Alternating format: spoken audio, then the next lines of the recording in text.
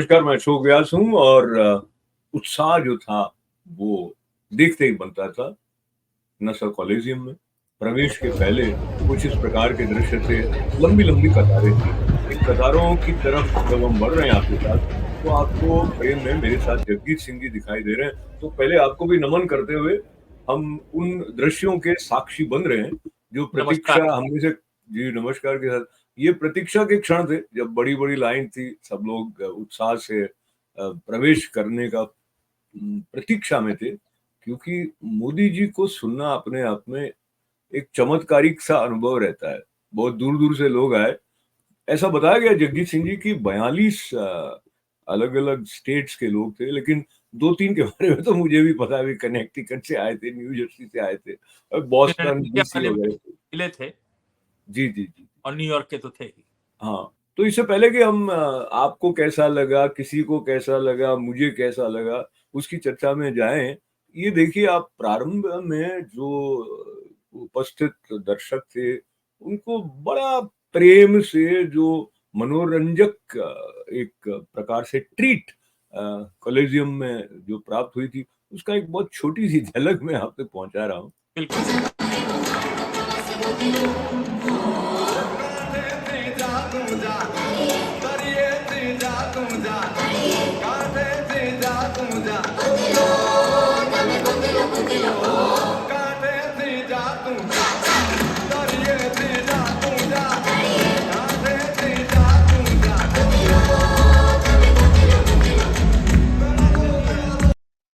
तो मोटा-मोटी बात ये है जगजीत सिंह जी, हम सीधे-सीधे मुद्दे पर आएँगे। हम में से बहुत सारे लोग मोदी जी के प्रति जो भाव रखते हैं, वो किसी से छुपा नहीं है और वो यहाँ पे नासा कॉलेजियम में भी जब आप इतने लोगों को एक साथ देखते हैं, आनंद लेते हुए और आपने भी देखा होगा जब वो आए नहीं थे, उसके पहले भी कई बार अनायास किसी-किसी स्थान से भारत माता की जय-जयकार के नारे जो हैं वो सुनाई देने लग जाते थे।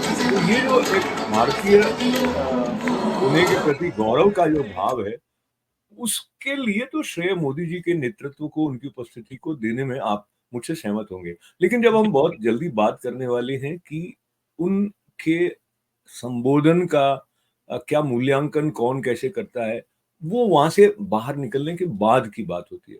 क्योंकि वहाँ पर एक प्रकार से आप सम्मोहित से हैं पूरे वातावरण को लेकर भी और साथ ही इस बात को लेकर भी कि उनकी उपस्थिति में कुछ ऐसा है जिसको लेकर इतने लोग इकट्ठा हुए हैं। तो मोटा-मोटी पहले आपका जो एक फ़ील था वहाँ पे, जिसमें आप कंटेंट की बात नहीं कर रहे हैं, how it made you feel being there Jaggi ji? देखिए, एक मेस्मराइजिंग इफेक्ट तो मोदी जी में है और हम सब लोग बड़े चाव से उनके हर भाषण को सुनते हैं। हाँ, एनालिसिस बाद में करते जरूर हैं कि उन्होंने क्या कहा, कैसे कहा, कितने डेप्थ के साथ कहा, वॉइस का जो अप एंड डाउन उनका टोनिंग होता है, वो भी एक एक स्पीकर के लिए एक बहुत बड़ी चीज होती है। कोई माने सपाट सा भाषण उनका कभी नहीं होता है। तो उनकी जो फीलिंग है वो भी आप महसूस करते हैं। और सबसे बड़ी मैं यहाँ एक कमेंट भी करना चाहूंगा, जो बताया भी गया कि सिर्फ 3 हफ्ते में वॉलंटियर ड्रिवन ये टोटल शो था और उसके लिए जितने सारे वॉलंटियर थे उनको पूरा सम्मान मिलना चाहिए। तो इसमें मैं ये भी बात जोड़ना चाहूँगा, मेरे लिए प्रसन्नता और गर्व दोनों की बात है, जो बहुत सारे स्पॉन्सर्स के नाम थे उसमें आईटीवी गोल्ड और जी। पारिक वर्ल्ड वाइड मीडिया के चेयरमैन हमारे डॉक्टर सुधीर पारिक जी भी इसमें स्पॉन्सर के रूप में थे। अन्य कई नाम अपने मित्रों के भी थे, पर फिलहाल इनका उल्लेख मैं विशेष रूप से करना चाहूँगा और वो जब मोदी जी मुख्यमंत्री थे तब से उनके साथ उनका व्यक्तिगत संपर्क रहा है। रहा। तो वो सारी बातें कि हम मोदी जी को पसंद करते हैं और बहुत कुछ ऐसा है जो उनसे प्रेरणा लेने लायक है। लेकिन जब आप जाते हैं तो एक अपेक्षा होती है कि आपको क्या उनसे सुनने का मन है। विशेष करके ऐसी परिस्थितियों में जब हम एक तो ये मुद्दा चल रहा है कि भई जो तिरुपति बालाजी के वहाँ पर जो लड्डू हैं उनमें वसा जो जी। एनिमल फैट का प्रयोग हुआ। तो देखिए ऐसा है कि जो हिंदुस्तान की जनसंख्या में अधिकांश जो हैं वो ऐसे श्रद्धालु हैं जो उसके साथ जुड़े हुए हैं। कहीं न कहीं हमारे अचेतन में रहता है कि शायद ये उस संबंध में कुछ बोलें। फिर आप ये देखते हो भी राहुल गांधी यहाँ से आके गए, उन्होंने कुछ कहा। कुछ लोगों के मन में होता है कि कोई बात ऐसी, क्योंकि उन्होंने बहुत सारी राष्ट्र विरोधी बातें ऐसे खुलकर कहीं, ऐसा कई लोगों के मन में आता है। तो ऐसा लगता है कि ये अगर इनडायरेक्टली ही सही, जैसे कई बार वो चुटकियाँ लेते हुए कुछ बात कहते हैं, ऐसा लगता है कि वो बहुत संयत थे। न केवल उनकी उपस्थिति में, बल्कि जो-जो बातें उन्होंने कही, जो कि बहुत अच्छी थी। और जगदीश जी, मैं आपको माइक देने से पहले ये अपनी तरफ से कहना चाहूँगा कि वो वक्ता के रूप में इतने कुशल हैं कि वो धीरे-धीरे आपके साथ जो आत्मीयता है, उसकी सीढ़ियाँ बनाते हुए फिर भारत के विकास के बारे में सूचनाएँ देने लगते हैं। तो उन्होंने जो समझिए 15% 20% भी कम आत्मीयता जैसी कुछ बातें करी हल्की-फुल्की सी, लेकिन उसके बाद में उन्होंने भारत की प्रगति के बारे में और बिल्कुल चमत्कृत करने वाली जो अभूतपूर्व प्रगति कई क्षेत्रों में भारत की हुई है, उसके बारे में उन्होंने उल्लेख किया। पर फिर भी आपको लगता है कि आप कुछ और भी सुनना चाहते थे। तो ओवर टू यू। आप आपको कुल मिला के कहीं लगा कि कुछ मिसिंग हो गया आपके लिए, या आप संतुष्ट रहे? देखिए, मोदी जी जब स्टेडियम में आए थे, तो उनके चेहरे पर वो तेज नहीं था जो एक थर्ड टर्म प्राइम मिनिस्टर का होता है। शायद 240 सीट पर सिमट जाने का एक इफेक्ट हो। और उनके भाषण को अगर आप देखें, आपने बिल्कुल सही कहा कि शुरू के समय में वो आत्मीयता बनाते हैं, उसके बाद उन्होंने पूरा उल्लेख किया कि 15 साल में क्या अर्जित हुआ है। लेकिन ये सारे चीज, हम सारे जिनको लोग मोदी भक्त कहते हैं, ये सारे लोग हर चुनाव में उनसे सुनते हैं। तो हमारी अपेक्षा दूसरी थी। भारत के लोगों ने इनको 2 बार प्रधानमंत्री बनाया, और तीसरी बार अगर 400 पार के नारे के विपरीत अगर 240 पर रोका, तो शायद इसलिए रोका कि कहीं ना कहीं पूरी तरह से भारत की जनता संतुष्ट नहीं थी। वाराणसी में भी अगर आप मतदान के समय का माहौल देखें तो उतना अच्छा नहीं था। उत्तर प्रदेश में मतदान शायद हमारे साथ नहीं हो, माने बीजेपी के साथ नहीं था। कोई ना कोई तो वजह रही होगी। इसका देखिए, आंकलन करने के बाद शायद मोदी जी को उस तरफ के भावनाओं को, जो जिन भावनाओं का ठेस पहुंचा है, उसको सफाई देते हुए बातें कहनी चाहिए थी। ये हम लोगों ने यहां मिस किया। तो देखिए ऐसा है कि 2 तरह की ये वक्ता कह दीजिए या शेयरिंग होता है। कई बार आप सारी बातें बताना चाहते हो, कई बार आप वो बातें बताना चाहते हो जो कि प्रूवन है कि वो अच्छी हैं। तो मुझे लगता है उन्होंने एक सेफ स्पेस पर ज़्यादा एक्सप्रेस किया। मैं एक छोटा-सा उनका वक्तव्य लेता हूँ, उसके बाद हम अपनी चर्चा को आगे बढ़ाते हैं। जी। साथियों, दुनिया के लिए एआई का मतलब है आर्टिफिशियल इंटेलिजेंस। लेकिन मैं मानता हूं कि एआई का मतलब है अमेरिकन इंडियन।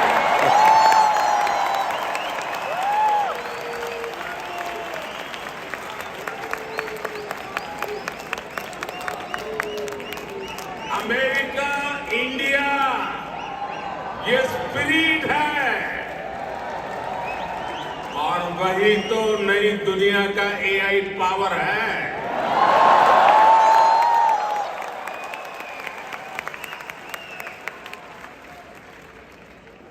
यही एआई स्पिरिट भारत अमेरिका रिश्तों को नई ऊंचाई दे रहा है। तो भारत अमेरिका के रिश्तों के नई ऊंचाई के बारे में जो चर्चा मोदी जी ने की है, ग्लोबल साउथ के बारे में बात की। आगे एक स्थान पर उन्होंने जगदीश जी ये भी कहा कि जब भारत बोलता है तो दुनिया सुनती है। और आपने वो भी फोटो देखी होंगी कि कुछ दिनों में इन्होंने एक बार कहीं पुतिन जी के गले लगे हैं, तो बाइडेन जी के गले लगे हैं, तो उधर यूक्रेन में भी आप गए तो उनके गले।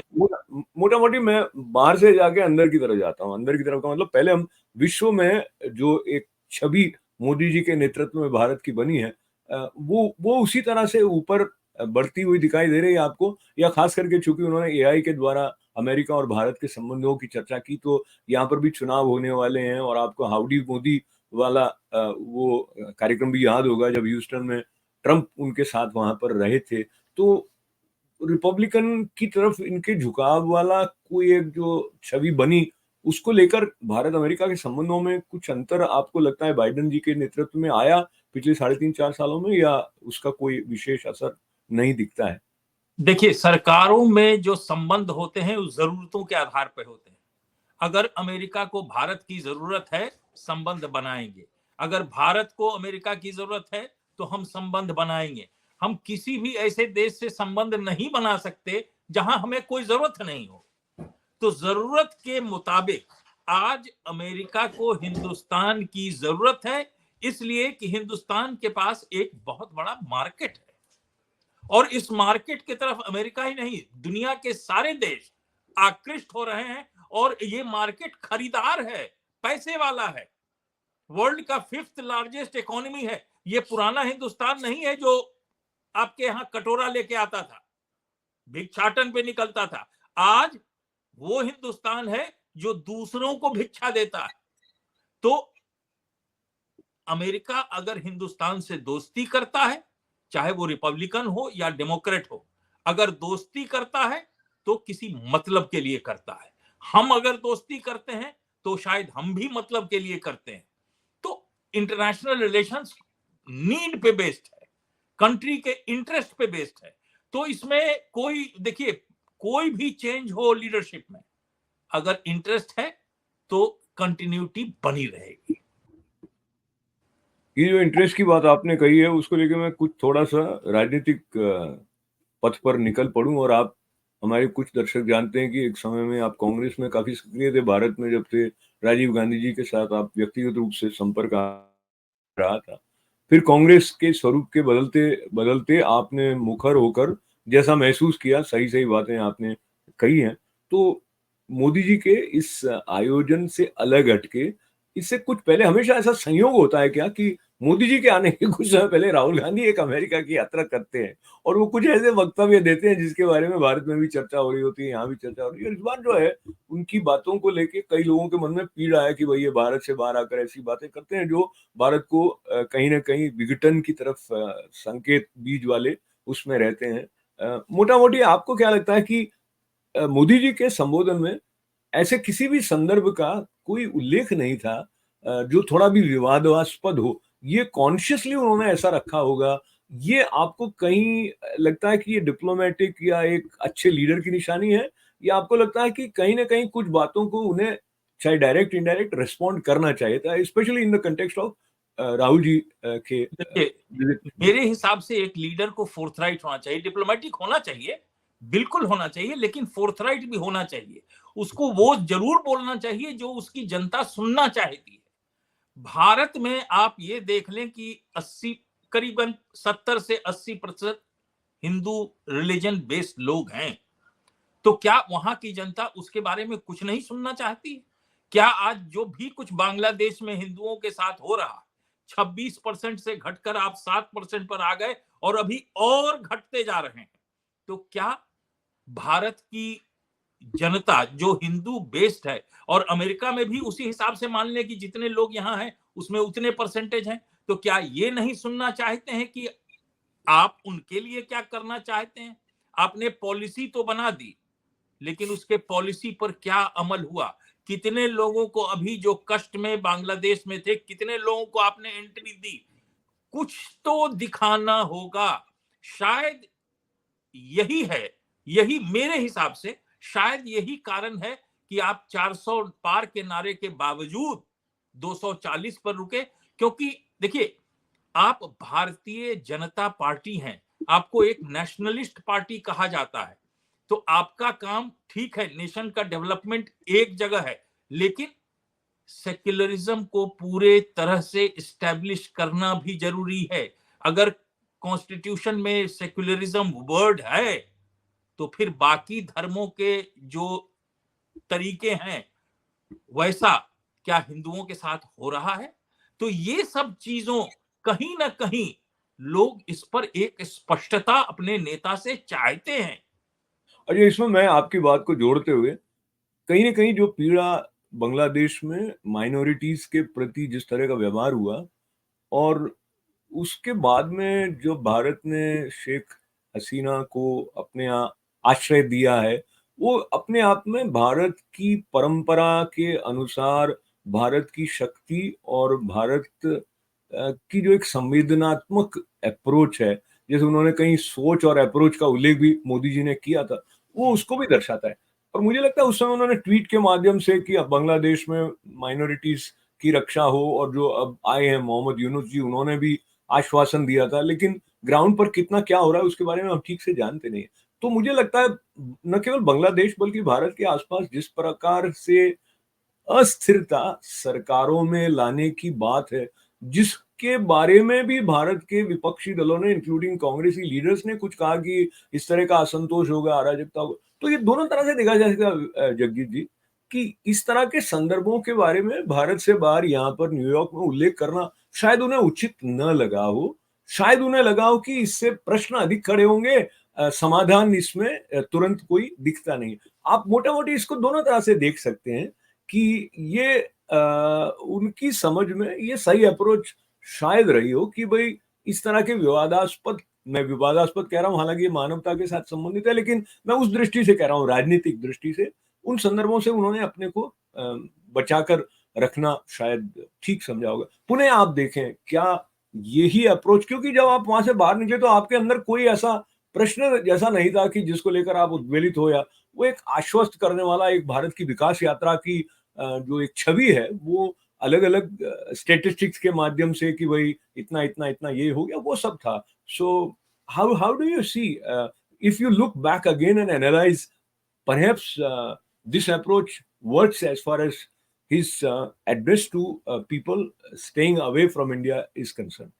नहीं, मेरे हिसाब से देखिए, जैसे उन्होंने कहा कि this is not a time of war, at the same time it is not also a time of minority crushing and minority eliminating. ये चीज भी नहीं होनी चाहिए। अगर आप रूस जाकर, अगर आप यूक्रेन जाकर मध्यस्थता की बात करते हैं और आपके पड़ोस में कुछ हो रहा है और आपके ही धर्म के लोगों पर हो रहा है, तो आपको कुछ न कुछ कठोर बातें बोलनी होंगी। याद करिए 1971 में जब पाकिस्तान, ईस्ट पाकिस्तान हुआ करता था, उस समय बर्बरता काफी हुई थी और मुक्ति वाहिनी ने वहां, मुक्ति वाहिनी को सारी ट्रेनिंग, और इनफैक्ट मुक्ति वाहिनी तो हिंदुस्तान की मिलिट्री थी जो लुंगी और गंजी पहन के वहां एयर ड्रॉप करवाई गई थी और वो लोग गए थे। तो कुछ कठोर कदम हिंदुस्तान को शायद मोहम्मद यूनुस को बुलाकर या कहकर अच्छे तरीके से कहना होगा, क्योंकि आप एक ताकतवर fifth powerful economy in the world है, आपकी ताकत को लोग मानते हैं तो आपको मनवाना भी पड़ेगा।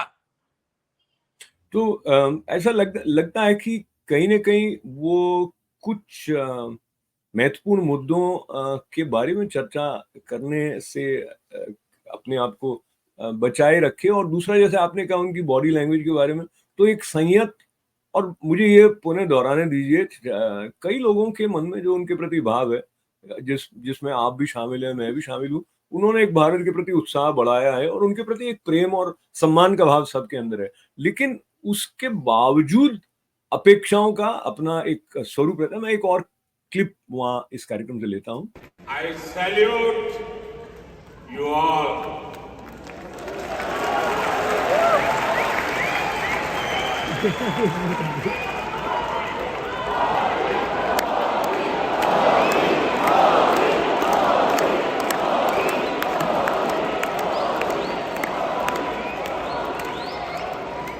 साथियों, मैं दुनिया में जहां भी जाता हूं,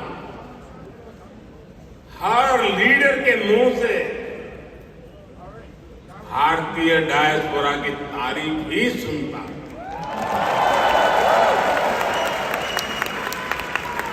कल ही प्रेसिडेंट बाइडेन मुझे डेलावेयर में अपने घर ले गए थे।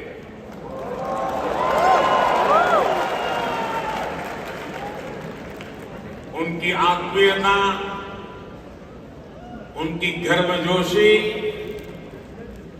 मेरे लिए दिल छू लेने वाला मोमेंट रहा।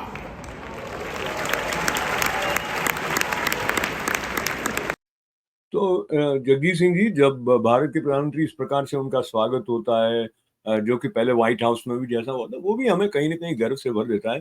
पर अभी के जो हालात हैं यहाँ पर, और थोड़ा सा हम मोदी जी के इस संबोधन से अलग हटते हुए अमेरिका की राजनीति और भारत के संबंधों के बारे में देखें, तो संभावित जो कैंडिडेट्स हैं उसमें आपको क्या लगता है, ट्रंप या कमला हैरिस में से कौन आता है? उसको लेकर भारत अमेरिका के संबंधों पर कोई विशेष प्रभाव पड़ने की संभावना अलग अलग आपको लगती है, या अपने अपने जो भी आवश्यकताएं या स्वार्थ कह दीजिए उसके अनुसार दोनों देश आगे साथ साथ रहेंगे? देखिए, दोनों दोस्त मैंने इंटरनेशनल रिलेशंस में, जैसा मैंने पहले ही कहा, इंटरेस्ट प्राइमरी चीज वही है, कंट्री का नेशनल इंटरेस्ट, हमारे लिए भी इनके लिए भी।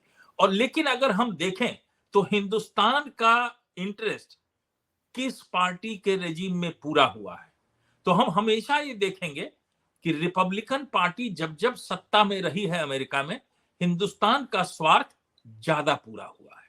जैसे अगर न्यूक्लियर डील को ही ले लें तो जॉर्ज बुश के टाइम में हुआ था। बहुत सारी ऐसी ऐसी चीजें हैं जो रिपब्लिकन पार्टी के समय में हिंदुस्तान को मदद ज्यादा मिली थी। डेमोक्रेट पार्टी के समय शायद कोई ऐसी विशेष उपलब्धि हिंदुस्तान को नहीं मिली है। लेकिन एक मैं ये खास करके अनुभव करता हूं बीइंग अ कम्युनिटी लीडर, कि चूंकि ये पार्टी का नाम डेमोक्रेटिक पार्टी है और हम एक डेमोक्रेसी से आते हैं, तो इनिशियली हमको लगता है कि ये हमारी पार्टी है। तो इसलिए एक हिंदुस्तानी का रुझान शुरू शुरू में, और कहें तो मूलतः, डेमोक्रेटिक पार्टी की तरफ होता है। और कमला हैरिस को जिस तरह से पोर्ट्रे किया गया है कि वो एक देसी हैं, तो वो देसी इन द व्हाइट हाउस, ये एक नारे से। लेकिन मेरा वहां भी थोड़ा सा मतभेद है कि देसी वो कैसे है, क्या उन्होंने कभी कहा कि वो देसी हैं? तो बहुत तमाम तरह के सवाल उठते हैं। और हाँ, देखें, चुनाव अभी नेक टू नेक है, जैसा मैंने पोल्स को देखा है। तो अभी तो कुछ महीने और हैं, तो इन महीनों में पता नहीं ऊंट किस करवट बैठेगा। तो फिर से एक बार मोदी जी के संबोधन में आपको, अब क्या है कि हम उनके संबोधन जहाँ-जहाँ सुनते हैं, तो काफ़ी ऐसे आंकड़े हैं जो हम में से हमारे लिए रिफ्रेश हो जाते हैं, कई बार कुछ लोगों के लिए नए भी होते हैं, जिसमें से 25 करोड़ से अधिक लोगों का गरीबी की रेखा से ऊपर उठ जाने की बात है, या जनधन योजना कितने लोगों का जो अकाउंट्स खुले, या कितने आईआईटीज़ बने, कितने यूनिवर्सिटीज़ बने, वो सारी बातें जिस तरह से मोदी जी ने कही, तो उसको लेके जो एक आम भारतीय है उसके मन में एक गौरव का भाव आता है ना। और कई लोग जाते आते हैं, देखते हैं इंफ्रास्ट्रक्चर डेवलपमेंट बहुत अच्छा हुआ है, तो लेकिन ये थर्ड टर्म है, तो आप इसमें क्या अतिरिक्त अपेक्षा, और जैसे उन्होंने कहा था कि पहले 100 दिनों में भी हम बड़े बड़े कदम उठाएंगे, और उन्होंने कहा कि तीसरा टर्म है तो 3 गुना तेजी से उनकी सरकार काम करने वाली। और कई मामलों में ऐसा लगता है कि उन्होंने, जैसे वन नेशन वन इलेक्शन वाली बात भी फिर से आई है। पर जैसे हम इस कार्यक्रम की रिकॉर्डिंग के पूर्व बात कर रहे थे, तो उन्होंने कहीं भी ऐसा कोई जहाँ पे कि विपक्षी दल जिस तरह से सरकार को घेर रहा है, और बल्कि जम्मू कश्मीर के बारे में वो कह रहे हैं हम फिर से आए तो 370 को जो हटा दिया गया फिर से लागू कर देंगे इत्यादि, ऐसे किसी भी संदर्भ की तरफ जिसमें थोड़ी सी भी मतलब खींचतान की गुंजाइश है कि वही जिसमें लोग इन्वेस्टेड है इमोशनली, उसको उन्होंने कॉन्शियसली वो उससे ज्यादातर दूर ही रहे, सब पॉजिटिव समझिए जो रेफरेंसेस हैं उनकी तरफ ही बने रहे। ये अच्छा भी है। ये कहीं ना कहीं आपको लगता है कुछ मिसिंग रहा, ऐसा आपको लगा मिसिंग रहा कुछ?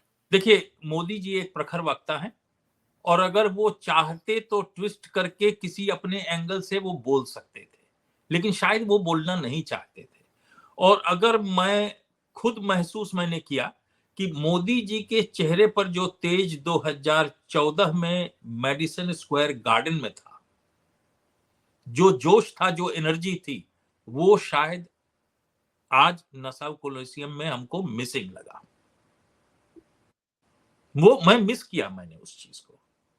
मुझे लगा कि उनमें वो जोश शायद नहीं है, कुछ थके हुए से हैं, कुछ बुझे हुए से हैं। शायद भारत की जनता ने जो उनके नारे 400 पार को 240 पर रोक दिया, शायद उसका कुछ असर है। मैंने जब आप कह रहे हैं कि वो कुछ बुझे हुए, मैं सिर्फ उनका स्वरूप दिखा रहा था, जैसे विजुअल्स हमको दिख रहे हैं। कुछ लोग आपसे सहमत नहीं भी होंगे, कुछ लोग सहमत हो भी सकते हैं, पर नहीं, ये मैं तो अपना अपना पर्सनल बिल्कुल ओपिनियन, पर्सनल व्यू है। इसके लिए उन लोगों से भी बात करनी होगी जो 2014 में भी थे और आज भी थे। बिल्कुल मेंस और वुमेन्स दोनों में भारत को गोल्ड मिला है। कोई संदेह नहीं। और जैसा कि आपने भी पहले कहा था कि चुटकी लेकर के वो घुमा करके बहुत चीज कह डालते हैं, हाँ, चुनावों में खास करके।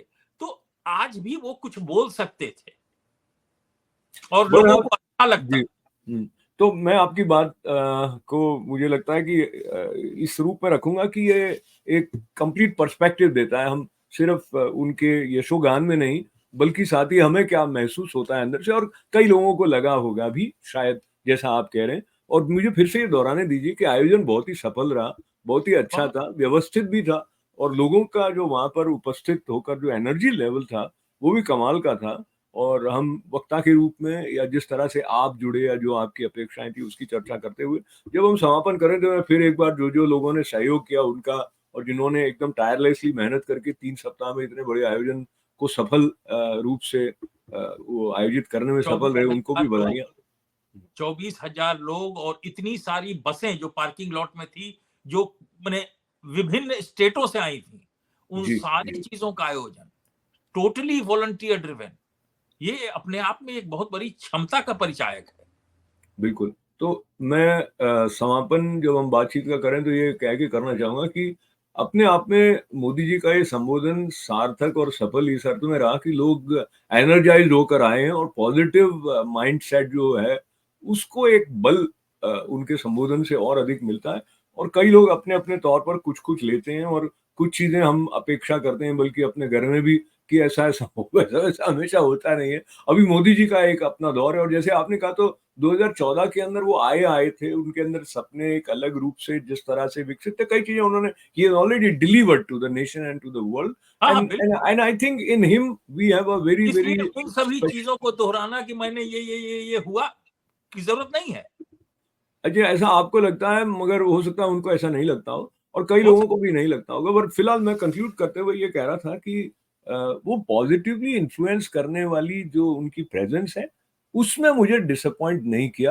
एंड जो मैं देख रहा था उनके प्रति, एक एड्यूलेशन, एक एक सम्मान, एक प्रेम का जो भाव है, वो उसी प्रकार से बह रहा था जैसे कि पहले भी बहता रहा होगा। लेकिन आपकी बात वो सही है कि जब एक आदमी टायरलेसली 10 साल से अधिक समय से कार्य कर रहा है, निश्चित रूप से, और अभी देखिए आप और मैं जिस आयु में हैं, हम भी अगर भारत जाते हैं, जेट लैग वगैरह होता है, वो भाई साहब आए हैं 2-3 दिन में, वो बाइडेन से मिल लिए, क्या-क्या कर रही है। सो आई आई थिंक वो कर्मयोगी हैं, इसमें भी कोई संदेह कोई नहीं दो है। मत नहीं। हाँ, तो बहरहाल जगजीत सिंह जी, बहुत मोदी है अच्छा तो रहा। मुमकिन है। मोदी है तो मुमकिन है। तो ये बात तो अपनी जगह पर है कि मोदी है तो मुमकिन है। और चलते-चलते 20 सेकंड में आप कुछ और जोड़ना चाहें अपनी तरफ से निष्कर्ष के रूप में? निष्कर्ष के रूप में यही कहूंगा कि देखिए, मोदी जी से बहुत सारी अपेक्षाएं भी हैं, और अपेक्षा उसी से होती है जो डिलीवर कर सकता है। मोदी जी ने 10 साल में डिलीवर करके दिखाया है, और इसीलिए हमारी अपेक्षा भी है। आपने सही कहा, और उन्होंने भी एस्पिरेशनल इंडिया एआई का जो दूसरा एक जी, उन्होंने एब्रिविएशन को लिया था, और I think he has raised aspiration and positively influence करने वाले ऐसे लीडर को नमन करते हुए, मोदी यूएस कार्यक्रम के सफल आयोजन के लिए सब आयोजकों की सराहना करते हुए, जगजीत सिंह जी, आप हमारे साथ जुड़े, बहुत बहुत आभार आपका। आप सभी का मंगल कामनाओं के साथ आभार। अशोक व्यास को अनुमति दें। नमस्कार।